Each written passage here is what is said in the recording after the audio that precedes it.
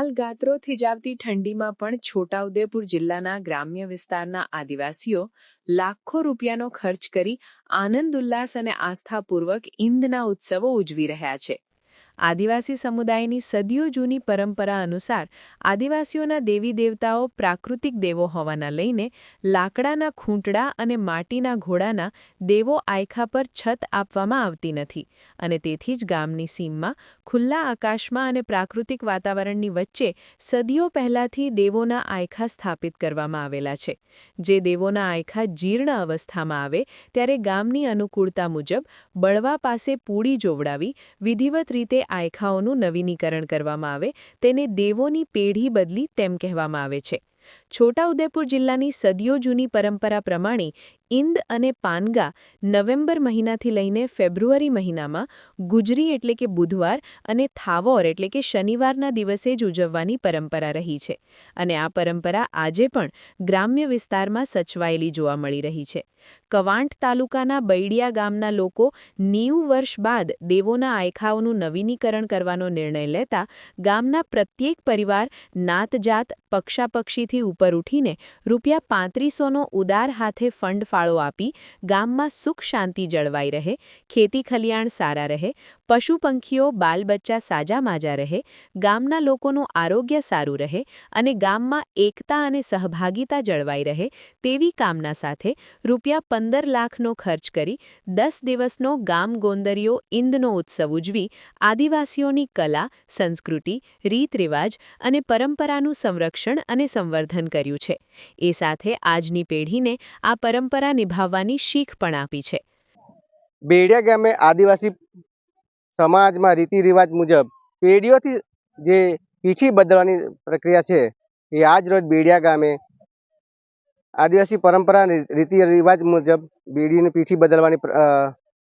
કાર્યક્રમ કરવામાં આવ્યો, જેમાં ગામના તમામ વડીલો, યુવાનો, મિત્રો, ભાઈઓ આ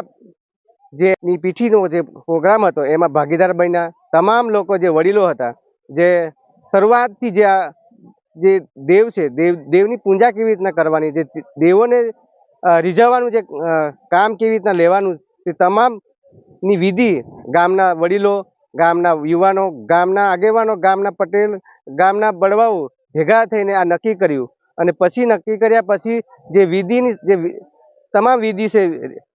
એ 9 દિવસની પ્રક્રિયા છે તેમાં ભાગીદાર બન્યા। આદિવાસી સમાજની અંદર જે વર્ષોથી જે ચાલતી આવતી રીતિ રિવાજ પ્રમાણે એની પીઠી બદલવાની જે પ્રક્રિયા છે તે આજ રોજ સંપન્ન કરવામાં આવ્યું, જેમાં ગામના તેમજ આજુબાજુ ગામના જે લોકો ઢોલ માંદલ સાથે અહીંયા અમારા ગામની અંદર પધારવામાં આવ્યા અને એ લોકો ખૂબ ઉત્સાહપૂર્વક અમારા ગામદેવની અંદર ભાગીદાર બન્યા અને જેટલા પણ ગામના આજુબાજુના લોકો અમારા ગામની અંદર ભાગીદાર બન્યા એમનો હું આભાર માનું છું। મારા ગામ બૈડિયા ખાતે જે ગામ ગોંદરીઓ ઈંદ આખા ગામનો જે ઈંદ થયો એમાં ખાસ કરીને અમારા ગામમાં જે આ ગામ વસ્યું ત્યારથી અમારા જાત હિલાલા રાઠવા આ ગામમાં, તે ઉપરાંત બીજી જ્ઞાતિ મણકર સમાજ, નાયક સમાજ, હરિજન બધા જ આ કામની અંદર પોતાનો ફંડ ફાળો તન મન ધનથી આપ્યું અને આ જે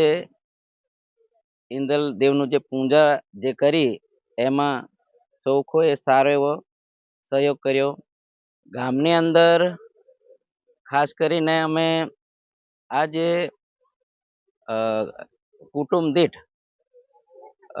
₹3500 ફંડ ફાળો નક્કી કર્યો।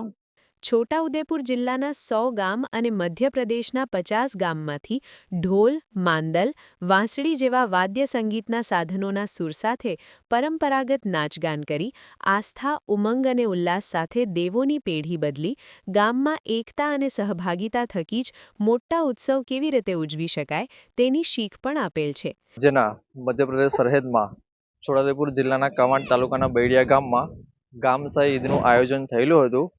એ ગામશાહી ઈદમાં ગામના લોકો અને ગામના લોકો દ્વારા આપેલું આમંત્રણ બહાર ગામના જેટલા પણ લોકો આવેલા છે એ પોતાના આદિવાસી વેશભૂષામાં પુરુષો અને સાથે મહિલાઓ પોતાની આદિવાસી વેશભૂષાઓમાં અહીંયા આવી સાથે વાદ્ય અને સંગીત જેમ કે ઢોલ અને વાંસળી જેવા વાદ્ય સંગીતના સાધનો લઈને એ લોકોએ જે નાચગાન અને જે પ્રવૃત્તિ અહીંયા રજૂ કરી છે એ પ્રવૃત્તિના આધારે જે આદિવાસી પરંપરા છે એનું સંરક્ષણ અને સંવર્ધન થાય એનો એક પૂરતો સફળ પ્રયોગ થાય એની એક કાર્યક્રમ સફળ બનાવવામાં ખૂબ મહત્વનો ભાગ ભજવ્યો છે. અને આ જ રીતે આ ગામના બધા લોકો આ એક પ્રસંગ જોઈને ગામના લોકો અને ગામમાં આવેલા આમંત્રિત મહેમાનો સૌ લોકો બધા અહીંયાથી આ પ્રસંગ નિહાળીને સૌ સંતોષ અને ખુશી વ્યક્ત કરી છે. ગ્રામ્ય વિસ્તારોમાં ઉજવતા ઈંદના ઉત્સવોમાં મહિલાઓની પણ સવિશેષ ભાગીદારી હોય છે. ઈંદના 10 દિવસના ઉત્સવમાં મહિલાઓ દેવોને રીઝવવા દેવી દેવતાઓના ગીત ગાઈને દેવોને રીઝવે છે. પરંપરાગત વસ્ત્રો અને ઘરેણાં ધારણ કરી નાચગાન કરે છે અને આમંત્રિત મહેમાનો માટે અડદમાંથી ઢેબરા બનાવી 10 દિવસના ઉત્સવમાં પુરુષોની જેમ જ સહભાગી બને છે. છોટાઉદેપુર જિલ્લાના કવાંટ તાલુકાના બેડિયા ગામે પેઢી બદલવા માટેનો ગામસાઈ ઈદ અમારા ગામમાં ઉજવવામાં આવ્યો. એમાં મહિલાઓએ જેટલું પુરુષોએ કામગીરી કરે છે એમાં ખૂબ સારો સહભાગી બને છે. મહિલાઓએ પોતાનું યોગદાન આપે છે. જ્યારે જ્યારે કંઈ પરંપરાગત રીતે પૂજા વિધિ કરવામાં આવે છે ત્યારે મહિલાઓએ એ વિધિમાં સામેલ થાય છે અને એ વિધિમાં જે કંઈ પરંપરાગત રીતે જે પૂજા વિધિ થાય છે એના ગીતો અને દેવોને રીઝવવા માટેના ગીતો ગામથી જે લોકો પોતાના ઢોલ વાજિંદ્રો લઈને જે ટુકડીઓ આવી એ ટુકડીઓને પણ સ્વાગત કરી અને ખૂબ સારા ઉત્સાહપૂર્વક અહીંયા સહભાગી બનાવ્યા. અમે સૌ આ ગામમાં મહિલાઓએ જે કંઈ કામગીરી અમારી થાય છે એ કામગીરીમાં અમારા આનંદ ઉત્સાહપૂર્વક અમારા પોતાના પારંપરિક વસ્ત્રો સજ્જ થઈને અમે વાજિંદ્રો સાથે નાચ ગાન પણ ખૂબ ઉત્સાહપૂર્વક કર્યું અને ખૂબ સારી રીતે અમારો કાર્યક્રમ ઉજવ્યો અમે. સમાચારની અવનવી અપડેટ જોતા રહો નિખરતા ગુજરાત ન્યૂઝ સાથે. નિખરતા ગુજરાત ન્યૂઝને લાઇક, શેર, સબસ્ક્રાઇબ કરો અને બેલ આઇકન દબાવીને સમાચારની ઝડપી માહિતી મેળવો.